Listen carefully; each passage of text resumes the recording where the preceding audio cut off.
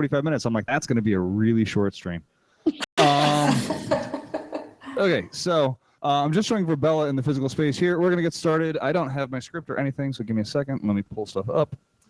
This is a fun one. Hi, everybody who we're streaming to. Dealing with some lovely troubleshooting at the moment. We'll get to things in just a second.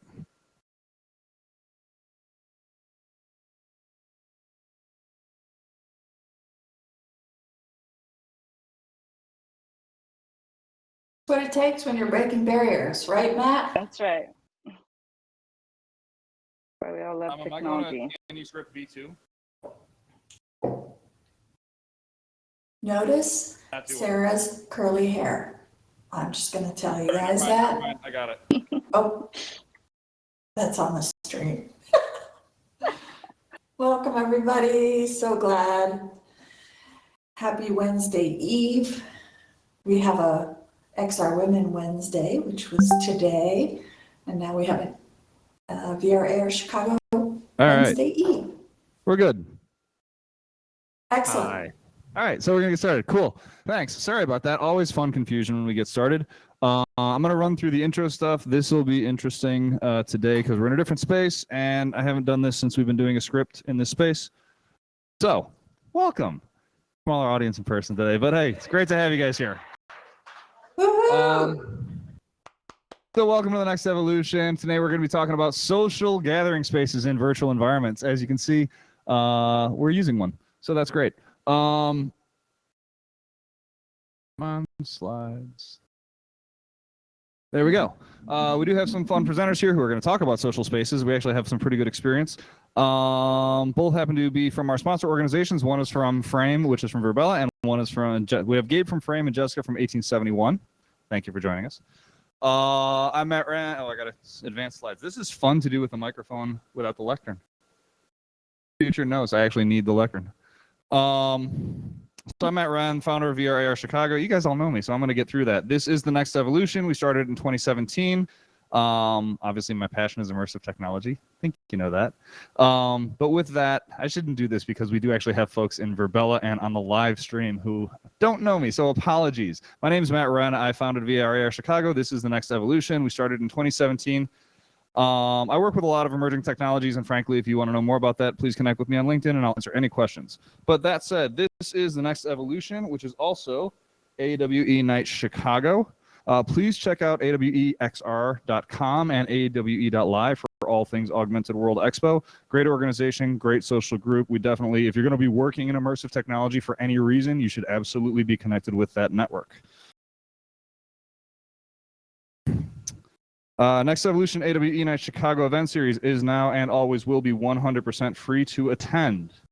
That said, we run on donations, so please consider donating. I'll put this QR code up again later. If anyone wants to scan it now, you can just point at your screen and scan this. But while these events are free to attend, they are not free to run. And so we appreciate any donations or any help you can give us in terms of running the event.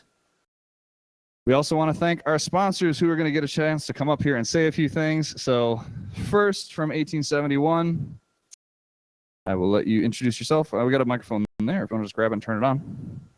And I'll stand out of the way. Hey. I think a lot of you know me. Yes? Have you been in the space before?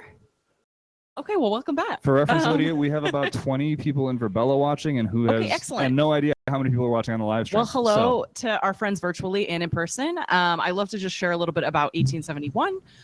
So thank you guys for being here. Our space here at 1871, we are a nonprofit innovation hub and incubator. So what we do is we help tech company startups grow their business. And what's unique about us is we support the full maturity curve. So we support from early stage, basically from idea, all the way to late stage to corporate to Fortune 50, I believe. So we're really excited to have you here. We do this through a lot of things like programming, events, one of which is happening tonight, as mentioned. So we'll get through this and then please come join us afterwards over in the auditorium. But thank you for being here both in person and virtually. All right, thank you, Lydia. And up next, we are going to introduce our virtual host. So with that, Caroline, please take it away. Of course. Let me just stick my camera on.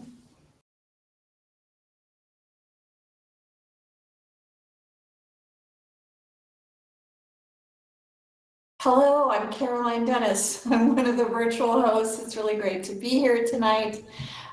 First off, I'd like to introduce one of our Verbella Open Campus representatives, Sarah. Please give us a little intro on our campus. Sure. Hi, everyone.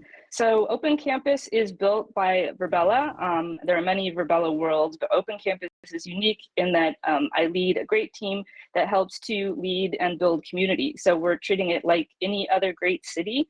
There are things going on here all the time, including great programming like this event you're here for tonight. People come here to work and learn and network every single day. So we would invite anyone to come check out. It is free and we're on 24/7. So welcome. Thank you. Awesome. Awesome. And I also wanted to introduce myself. My name is Caroline Dennis, and I am the founder of 2 Degrees. I run a consulting company that helps founders and organizations with go-to-market strategies and align product market fit across an adjacent group of technologies in XR and AI and blockchain and precision medicine. So I care deeply about building sustainable communities in Web3, and I'm thrilled to be here tonight. So a little bit about me. And I am also a very engaged part of the leadership team for XR Women. XR Women has just today, we actually had our 150th event over the course of 3 years. This is a community that is over 700 women from 60 countries. And every Wednesday we meet in Engage and actually across a bunch of different platforms, including frame.io. We actually have a museum there that I hope everyone will visit. And we're more than just a community. We're a movement, and we're a force for change, shaping the future of immersive technology. So that's a little bit about us. Back to you, Matt. Love it when Sarah does the sound effect. Or was that you, Caroline, who did the sound effect? Anyway, doesn't matter. That was probably me. Yeah. Okay, so with that, we also have a lot of other great community partners supporting the event. We have Vanity, we have 2 Degrees, as Caroline introduced. We have the Independent Game Developers Association of Chicago, 2112 Chicago, and Envision. The other thing we have going, which, frankly, for people who are here tonight, there's a good shot at this. So we have the NFT that we are allowing people to collect. So this is our proof of attendance protocol. You can only collect the NFTs basically the day of the event or possibly the day after off a live stream. We're giving away a Quest 3 headset. And the only way to be entered to win a Quest 3 headset is you have to have collected the NFT. Every NFT you've collected throughout this year from the events that you've attended, those are your entries. That's your ticket. So QR code will be up there a little bit. You know, it's up there right now to collect from the NFT. We'll throw it up again at the end of the event. It'll be up on the screens. So anyone who wants to actually collect the NFT, this is how you get it. Those of us who have been working the events are unfortunately excluded. We can't win it. Damn. With that said, right, I want to talk a little bit about just the kind of the topic here in social spaces. So before we introduce our team, so social spaces, when we're saying the top here for this in the industry or the event is VR and social spaces. So Verbella is clearly one of the social spaces we're talking about. As soon as VR became a thing, as soon as VR, it became a consumer technology, social spaces were one of the first applications that really came out with it. Facebook launched Spaces. That was one of the first ones. There was another environment called AltSpace. There's a ton of these virtual environments you'll talk to. I can rattle off a lot of them. There's VR Chat, there's Rec Room, but ultimately, like a lot of things with the technology, people wanted to gather and actually get together and do things. And the other thing about the social spaces is there's a lot of different purposes for it. So Rec Room is definitely made for entertainment. People will just go in there socially, and there's a whole bunch of different gaming kind of environments that they can get into. I remember there's a paintball game. AltSpace had an ultimate frisbee game. But in addition to all the social purposes, obviously Verbella evolved primarily for kind of co-working, frankly. It was a virtual co-working space, but obviously they also have a lot of the tools up here for doing presentations and doing programming. So that's what we want to talk about. Is we want to talk about kind of how the social spaces have evolved, what they've been using. We're happy to answer any questions you guys have about them, but ultimately we want to present 2 examples of social spaces, and just talk about how it's worked, where they've been, where they're at, where they're going, and get frankly a little bit of experience with customer perspective on using some of them.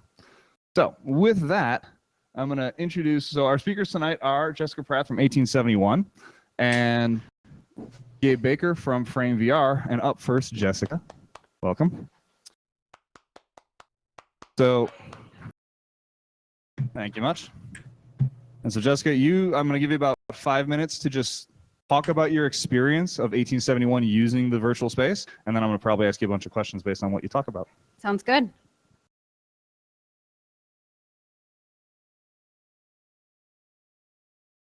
Perfect. So 1871, one of the ways in which we actually use this platform is to host our annual intern and job fair. So traditionally we would host it in person in the space such as the auditorium. And it's really important to us to host such an event is we provide ways for our member companies to connect with emerging talent. That's really the purpose, and what we do is how do we educate and make sure that our members are equipped as their companies are scaling to provide them with education and the opportunities to connect with companies, and also provide a way for job seekers to have a different avenue in which to make those connections. So as I mentioned, the purpose is to really connect our member companies with emerging talent. So we focus primarily on those who are still in school, whether that is at the undergraduate or graduate level, or maybe those who are switching into a career in technology. We connect them with our member companies here who are looking to essentially hire them for internship roles or full-time opportunities. This is actually a couple screenshots from the event that we held itself. The first photo here is a welcome area, and that's our team photo actually in the space itself.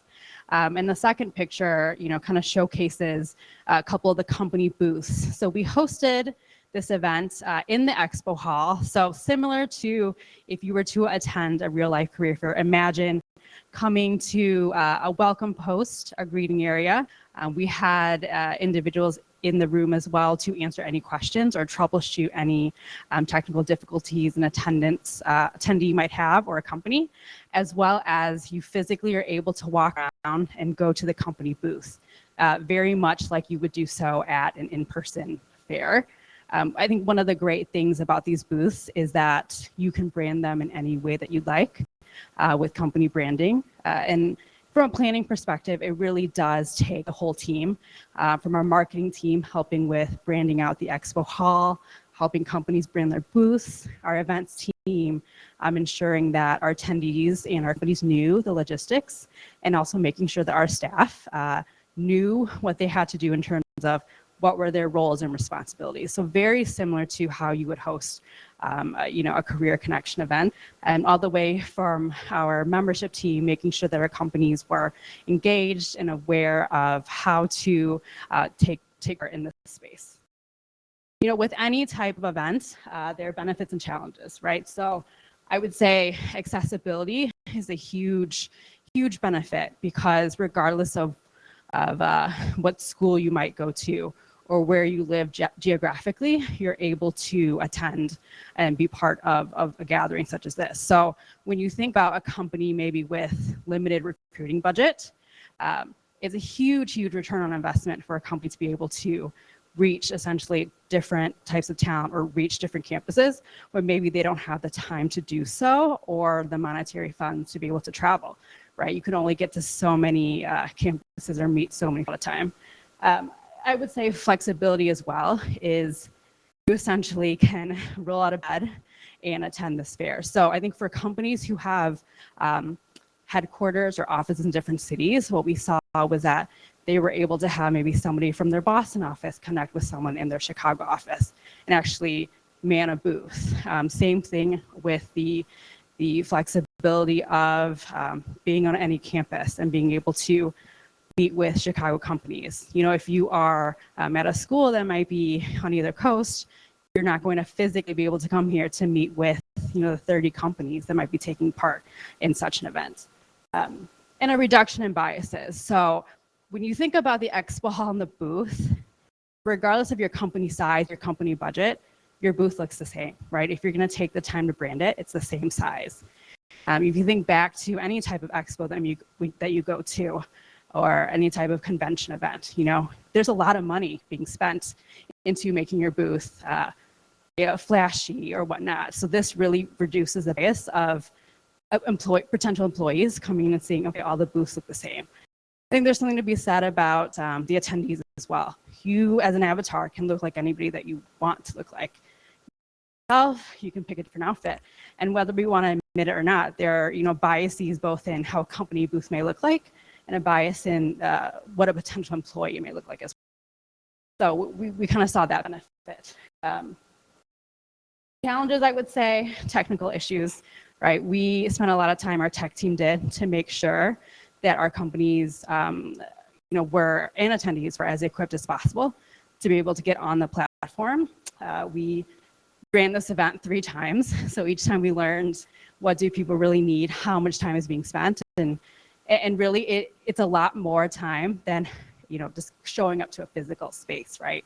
You're having to download the platform. You're having to create your avatar, create a profile. So there are actually a lot of barriers in terms of those technical issues. And of course, adoption of the platform. Not everybody wants to be an avatar and walk around. For some people, it's great, right? Other people really like that human and in-person interaction. So for us, it was also educating on, come and try this out. Here are the benefits to see if you like it or not. Of course, engagement barriers. We had to do, I would say, a lot more hand-holding to make sure that people, got their booth set up and made sure that they created their profile and were able to get on and be on a timely manner. I think so much of what we're used to doing, it's just a one click and we're on. It's a little bit different than a Zoom where you have a couple more steps to make sure you're ready. So I think for us, the barriers and technical issues, we had a lot more with the bigger companies, especially with their firewalls and trying to work with their IT teams to get those bigger companies on our platform. So, for some companies, they're going to say yes, we can work with you and we can get on. For other companies, we lend them laptops, honestly, so they could just kind of bypass their company firewall. So some things to work through there. Ensuring success, I talked a little bit about it, but it's guidelines and tutorials as much as possible in different ways, whether that is an info session or a one-on-one call with our tech team to make sure that each attendee felt comfortable and each company felt comfortable before the event day itself. It's that technical support, right? It is making sure that we're providing all instructions and providing access to our tech team to be able to make sure that they're able to get on, whether that's physically loaning a laptop. In some cases, companies would actually come into our space to make sure that they were able to connect. And then engagement tactics. So this is the last side. 25 plus member companies engaged, average per event, 200 plus attendees, and a huge increase in our talent community being engaged. A win. Okay, so I try to talk fast. there we go. Yeah, that works. All right, so the fun questions and answers. So would you continue doing it? I think there are pros and cons. We actually ran an in-person and virtual both. And I think it's different. Right now, we're seeing a lot more people come back to our events and wanting that in-person connection. From a global perspective, we're engaging more individuals. So I wouldn't say no, but it's just, even though we had 200 attendees, what I didn't tell you was that the list was 700 people. So when you talk about like a show rate percentage, less than 50%. So a lot of registration, a lot of no-show. Yes. Okay. Would you say that the value that you delivered in terms of hosting these events was actually worth kind of the additional? Obviously, there's a learning curve. We're all, everyone who's ever run an event the first time through, there's a big learning curve to it. Would you say that effectively the value was worth the investment? the learning curve. Well, of the time, the learning curve, the money that it costs to set Oh. up the platform, all of that. Yeah, definitely for the program itself. I think where we could have had more value is we had a whole campus, right? And I would say the talent programs were the ones, like we were the ones that used it the most. Okay. So from a specifically using the expo hall, yes. From the entire campus perspective, I think we could have better utilized other spaces. Okay. And last question, then I'll let you go. I guess if you were going to sort of say, okay, as you now from what you've learned, and say, okay, you're looking forward to the fact that you're going to start using potentially virtual spaces again, how would you guys improve? And also, what would you want to see improved in the technology itself? Yeah. I think we would go back to we would do an in-person version of the career fair. We would also do a virtual version, but on separate days. We did it. The last time we did it was on the same day, which was really hard on the team. They did a great job. It was really hard on the team. What was the second question? What would you want to see improved in the technology itself? Yeah, I think for us, the biggest barrier for this specific event was getting those bigger companies. Our tech team tried really hard, but you might not be able to convince an Aon to change something in their firewall to be able to access this. So for us, that was the biggest barrier. So some of the enterprises really just yeah. didn't engage because they couldn't. They couldn't. And I think it probably would have taken us a lot more time than what the company was willing to commit for one event. Gotcha. So I'm going to throw the last question. I'm going to add, sorry, I said it was last question. Yeah. I'm going to throw one. If you had, say, I guess a service provider that was sort of taking over and helping specifically with these types of things, onboarding the third-party clients, getting everybody trained and up to speed, providing the support. So you kind of took that lift off your team so your team could focus more on the actual delivery of the intern fair and less on the technology. Is that something that would be helpful, or would that be something that would be? It would definitely be helpful, because I would say more than half of the time is focused on just figuring out the focusing platform. on access. All right. Right. So Thank you very Thank much. Thank you, everyone.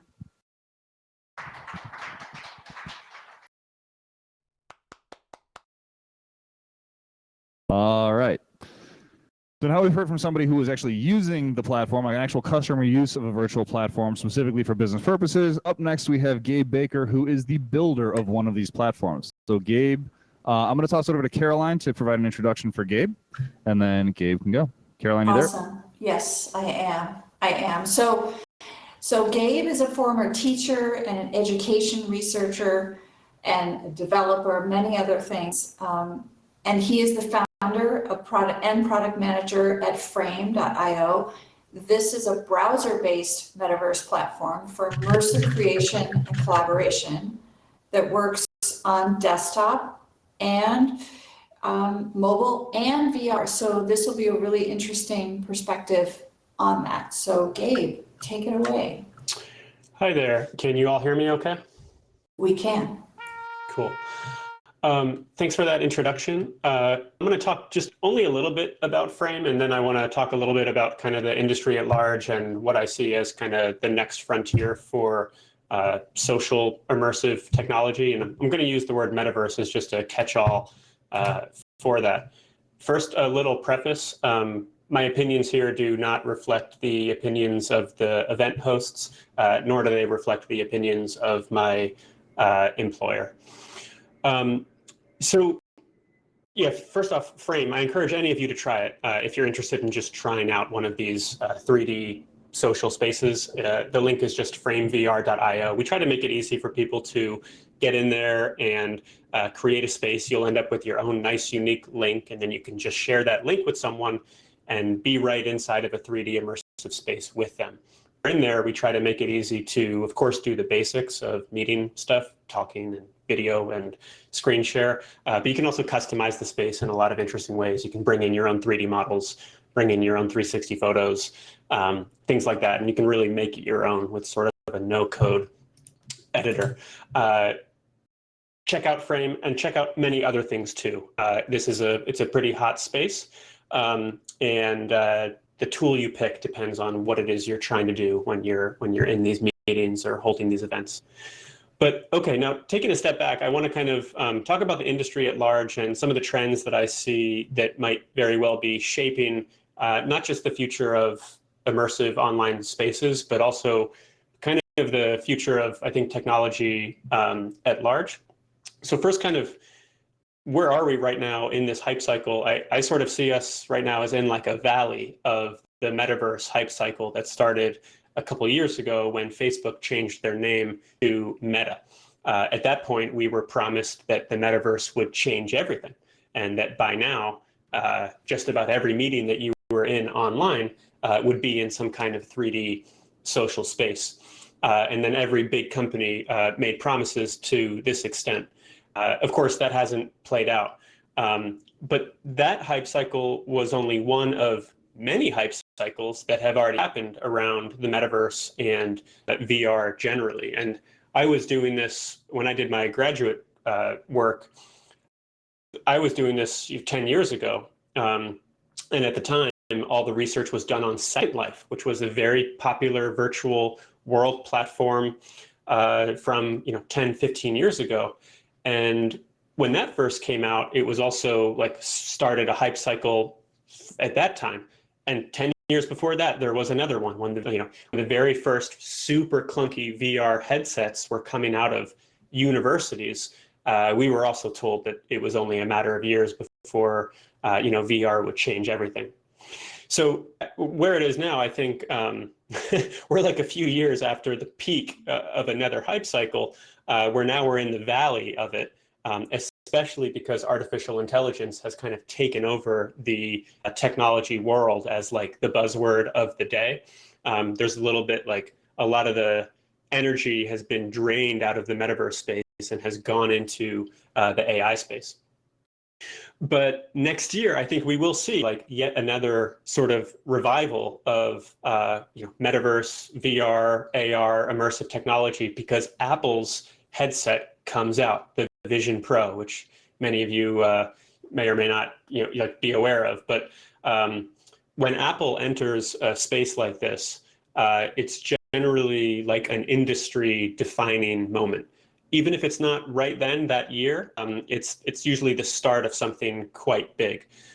When they entered the smartwatch space, they essentially redefined it and made a market that was much bigger than it was before. Of course, the smartphone. So Apple kind of putting their weight behind this space is sort of a big deal. Meta also has recently released their new hardware, the Quest 3, and I'm going to talk a little bit more about that in a second. I encourage any of you who are interested in VR and AR to potentially think about picking one up. I think it's a really interesting device. So when I think about like companies that are being built around the metaverse and immersive social spaces, there's always been enough value there and enough interest that kind of persists throughout all of these different hype cycles. And even when the hype cycle is low, they actually can exist just fine. And Second Life that I mentioned before is actually still quite a robust business. But I think the businesses that are really able to stick around, the ones that can thrive, even when they really need to be sticky outside of whatever prevalent transient buzzwords of the day are. I would argue that when crypto, like there was a phase where every metaverse company was also like vaguely a crypto company. It was like the intersections of like NFTs and the metaverse and what have you. I would argue that has never worked out. That has failed. That has flopped. And I think a lot of those companies now we're seeing them aggressively pivot into other things. A company, Spatial, which makes a very good online immersive social platform. They were big in crypto. They've pivoted out of that very hard to games, which makes sense. And I'd say that 1 minute, Gabe, Oh, thanks. 1 minute. Oh boy. Okay. I would just say on this topic, one trend that I do think is interesting is actually the intersection of AI and the metaverse. I do think that AI, generative AI, and AI generally in the context of collaboration tools can add a lot of value. We're going to be exploring this a little bit on the Frame side. And then the other trend that I think is very interesting is augmented reality, which is when you're in a headset and you're looking out at the world around you, and it has a digital layer on top of it. I think the most impactful social immersive experience I've had ever was playing ping pong with my brother. He's in Denver with a Quest headset. I'm in California with my Quest headset, and we're both in like augmented reality mode. So I'm actually looking at my room around me, but the headset is overlaying a ping pong table and my brother as an avatar in my room. In Denver, he has the same experience, but he's in his room and he sees me as an avatar, and he's got a ping pong table positioned in the middle of his room, and we're just talking and playing ping pong, and we're sort of like co-located, even though we're both in different spaces and it looks like we're in different spaces. There's something very interesting that's going to happen, I think, with these collaborative environments when we think about how augmented reality is in the mix as well. And I think there's an interesting future as well with hybrid work, where some people are in the office, some people are at home, but they're actually co-located such that people that are in the office with glasses on, and in a few years, these things will look just like regular glasses, but those with glasses on could actually see those who are working from home as avatars overlaid on the physical office. And then those that are at home are in a platform like Frame or Verbella, moving their avatar around, and also seeing those who are at the physical office represented as avatars inside of the 3D environment. I hope I didn't get too like cerebral with that. Happy to field any questions about this. No, high level, that's great. No, that's Cool. great, Gabe. And while we're on that topic, Sure. Give us a sense of what are the kinds of events that you're seeing most prevalent in Frame right now? In Frame, I think the biggest is classes right now are the most popular, like teachers and students coming together for different kinds of learning interactions. So this is certainly an area where you can do so much more than what you can do on a Zoom call. Whether it's just like leveraging the sense of space to do things that a teacher might be really used to from the physical space, like breaking into small groups really easily, which is just a matter of like moving your avatars around rather than trying to click the mess of buttons on a Zoom call that you have to do to do the equivalent of that. Or whether it's like, we have some users who make really elaborate 3D environments. We have reconstructions of ancient Rome. We have like really interesting simulations. We have people like looking at 360 photos of real world locations. So yeah, education is actually the biggest use case.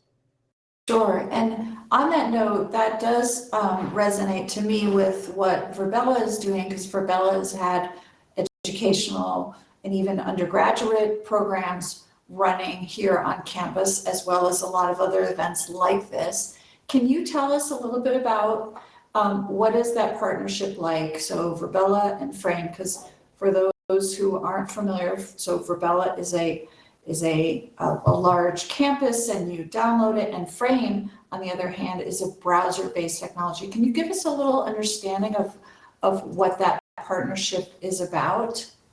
Sure. Frame we're a team within Verbella. So I'm a Verbella employee.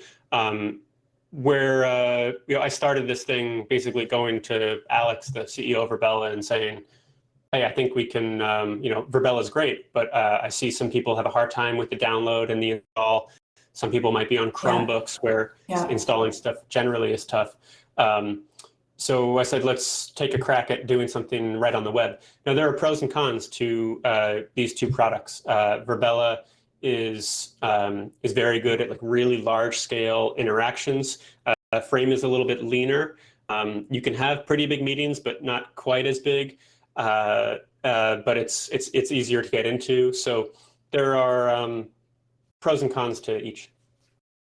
Right. And from a social sort of spaces perspective, what do you see happening within that universe going forward, especially with platforms like Frame that are really accessible and people can create their own frames. That's one of the things I thought was really interesting about Frame, is that it's pretty easy to create your own place, your own room, your own frame. How do you see that happening over the next, I don't know, it's really in short time spans, isn't it, for a couple of years, of how people will start experimenting with those spaces? Yeah, so we're always going to try to keep it as easy as we can for people to just get in there and just create a space. There's certainly a challenge on us right now, though, to figure out a really sustainable business model around that. We launched our freemium plan earlier this year that, as soon as you want to have like more than a couple spaces, and as soon as you want to have more than a couple people in those spaces at once, then you need to pick up a plan. But I think the challenge for us in 2024 is actually really honing in on a particular segment of the market and serving it very well, rather than kind of the cast a really wide net approach that we and many other platforms, I'd argue, do right now, where we kind of say, oh, yes, we do events. Yes, we do education. Yes, we do, this, that, and the other thing, which we do. But I'd argue that a lack of focus on a specific one of those areas has been a challenge that we need to kind of overcome. So that's kind of a phase I'm in right now, is really trying to hone in on, okay, like what are like the one or two really particular use cases that if we just honed in on very specifically and served very well and had really good product market fit, what are those segments? And then let's really aggressively go after them. Because if you're casting a really wide net, then it really bogs down the product development life cycle, I'd say. You're trying to build features that sort of vaguely suit everyone. It's like this kind of delicate balancing act, and it's not one we can do forever. So that's what we're thinking ahead. That's one of the challenges on my plate right now. Well, and I think it's great because in a way we're in this sort of living lab, right? People are just trying these ideas out and experimenting with them. And one of the things I love about social spaces like Verbella and Frame is that you have audio, spatial audio. Maybe you could speak just a second here on that. That evolution has been really big for spaces like this, because it means that you can have more people in a space without having to sort of talk over. And that still has some way to go, but I'm curious what your opinions on that spatial audio are. Oh, yeah. Yes, I mean, spatial audio is hugely important when you think about when you're comparing interacting in the social 3D space to something like Zoom.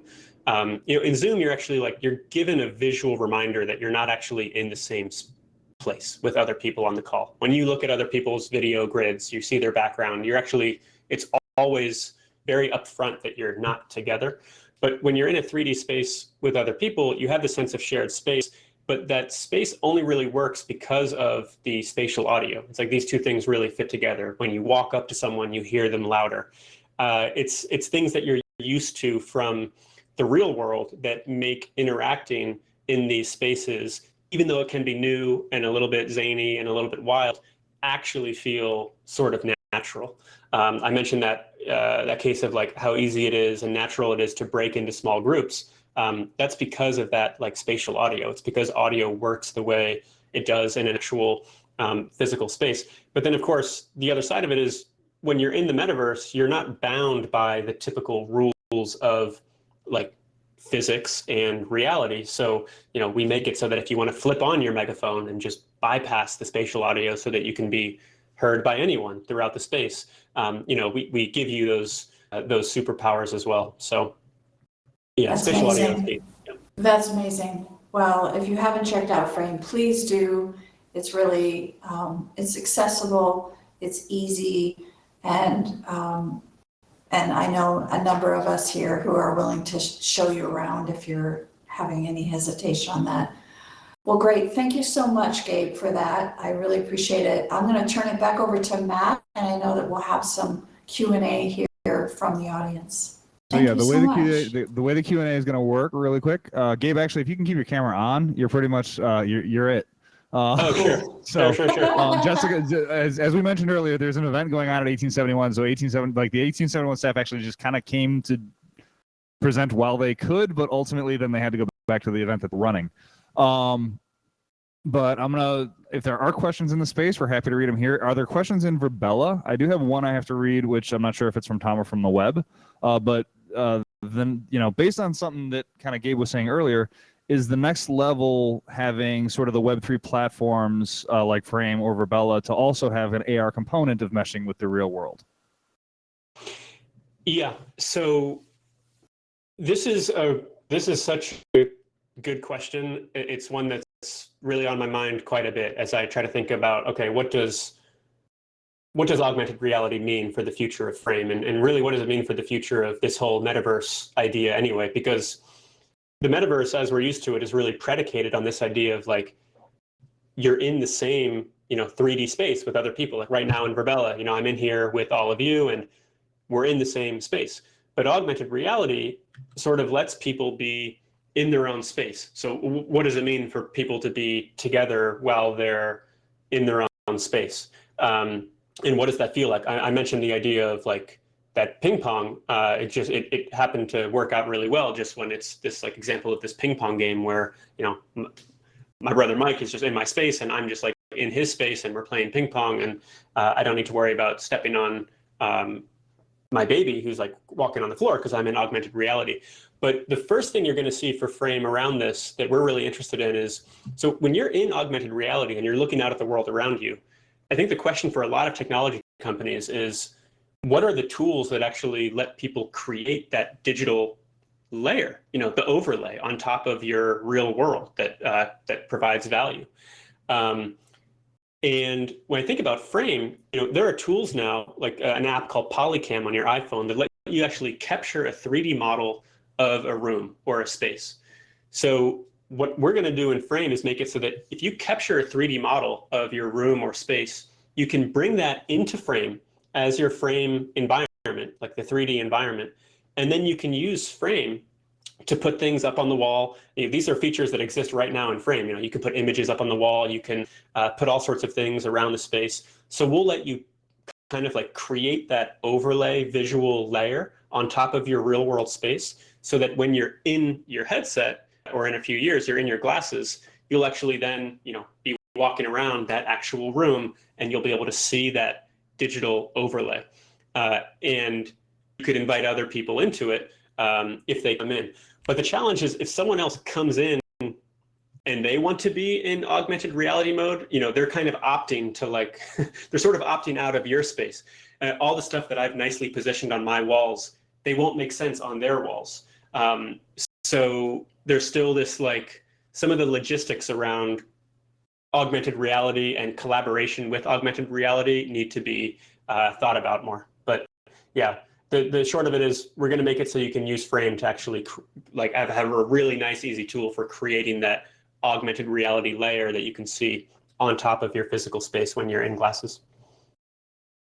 All right. So normally this is the point where we would also open up to any audience Q&A. So is there any audience Q&A in Verbella? I'm constantly polling the room here, physical room. Are there any Q&A in Verbella? If so, please raise your hand. Stephen has a question. Stephen, do you want to unmute yourself and ask the question for Jessica, actually? Is not here, but I'll try to answer for her. Okay, that was a question for Jessica, but I already know the answer to that. It was just about some metrics monitoring. And since I kind of know the space she was in, I know the metrics is capable of monitoring. But, sure, and maybe you could share that just a little bit, because I do think the question begs, it's good discussion around, just how you track those things in terms of visitors. Yeah, since I'm on the analytics and visualization side myself, I'm always interested in the metrics that our apps are capable of capturing. So like when we're looking at an expo such as that, first of all, how many people were there in total as opposed to how many did you expect? What were the interactions that went on? So in other words, did they enter the private booth area? Did they talk to anybody in the booth area? Did they interact with anything in the booth area? And how many were repeat people to that booth? So people that might have, talked for a while, then went out and visited others and then came back. Did they come back more than once? So I think those are all interesting, and there's probably even more that I'm not thinking of right at the moment, but things that would be very much of interest to people running an event like that. Yeah, I'll say ultimately I don't know how they were doing that tracking. I do know I know they were tracking attendance. I know they were tracking engagement to a certain degree in terms of, I believe, surveys, but I don't believe they were tracking, like did people come back to the booth or any of that sort. I don't think they were tracking those metrics at all. Mm-hmm. Yeah, that's why I know that now. So, and a little bit for Gabe. I'm surprised you brought up something that I was actually thinking about, which is, so you've got your VR headset and something like Polycam turned on, and you're able to just map that space out right in front of you. For as cool as that is, I'm being a big sci-fi fan and also thinking a bit dystopian. How do we make sure that people aren't tricked into things? So you could map your space and not even realize that you're not out in the real world if we start doing that. And it's funny. I think that way. I'm like, oh, we'd never get there. And I'm like, well, I didn't think we'd Stephen, is have there all a this question? 2 years ago. Yeah. It's a little bit of an out there question, but it's when we start developing these technologies, how do we make sure that they're not used improperly or inadvertently? And Gabe, the same thing would go for when we're building that AR, Right. Kind of scene that we're doing, as opposed to just putting everything in your AR scene. How do we choose what's Steve, important? I think we got it, what Steve. I'm isn't? gonna let Gabe answer here. Yeah, it's a good question, and it's one that a lot of people, a lot smarter than me, are hopefully thinking really hard about. But I think you're right to be concerned about this generally. I'm not sure if anyone follows VR Chat, but VR Chat's a very popular social VR platform. They just recently updated their terms of service to make their data gathering, data harvesting, very, very aggressive. They're able to track audio in even private audio zones. They're tracking your gestures. They're really gathering everything that you do in the space. And I think you're right that as technology matures, the lines are always they're going to get blurrier between kind of what's digital and what's physical. I think we've got a couple years yet before those lines are so blurry that it gets too concerning, but it's going to get concerning enough that we need to be thinking about it now. I don't have any great answers to it other than saying I think you're onto a good question that people need to be thinking about. We do have a question here in the physical space. The last thing I'll add to that, just so you know, this is a question that comes up constantly in VR, any sort of VR event of okay, where's the safety? How are you making this safe? The one thing I will say about it is, and I'm sure Gabe knows this and will agree with this, it's something that all the developers are thinking about constantly. This is, unlike the web where people are just moving fast breaking stuff, not thinking about, privacy, security, some of that sort of privacy, security, protection, safety, accessibility. These are constant topics that are at the starting point of the development of the technology. That's a big shift in technology development from where we were, I'll say, with the launch of the web and even with the launch of mobile to a certain degree. But with that said, Nick, go ahead. Yeah, I've got a question for you, Gabe. As you were talking about the, VR spaces, trying to coordinate them. I'm a professor at Illinois Institute of Technology, and one of the simple tool we sometimes use online is a whiteboard. So I was wondering if the metaphor of a whiteboard might be something that you're thinking about in that. No, but I mean for the AR piece, not for, just actually thinking about how to, as a way to think about how do you coordinate in AR, because we do that on the whiteboard, right? Now it's 3D, right? So all I'm thinking about is how do you expand that into 3D as opposed to just 2D? Yeah. Just a reaction. Thanks. Yeah, no, it's a great question. And it's a funny example of the whiteboard because we actually have a little whiteboard in Frame. When you're in co-located in the metaverse with other people, you can pull in a whiteboard and use it together. And you're right, this is a very common collaboration activity that people do when they are in the same physical space together. I mean, many people see the whiteboard as the cornerstone of collaboration generally. And I think that's right. When I think about like what the future of like AR collaboration is going to look like, if people are looking at their own space around them, it's not necessarily going to be about like making sure that you see my room or making sure that I see your room. The whole point of AR is that we can be in our own respective places, but there will be pieces in here that we can see together that are shared, and we'll be able to see each other as avatars. So I almost think that what we need, if we're guaranteed to have the same like size, like a chunk of a room that we have carved out, like 5 by 5 space that I have in my room, and there's a 5 by 5 space that you have in your room, then I see that as actually working out really nicely. Within that space, we could have all manner of things, a 3D model, a whiteboard, a video, an image.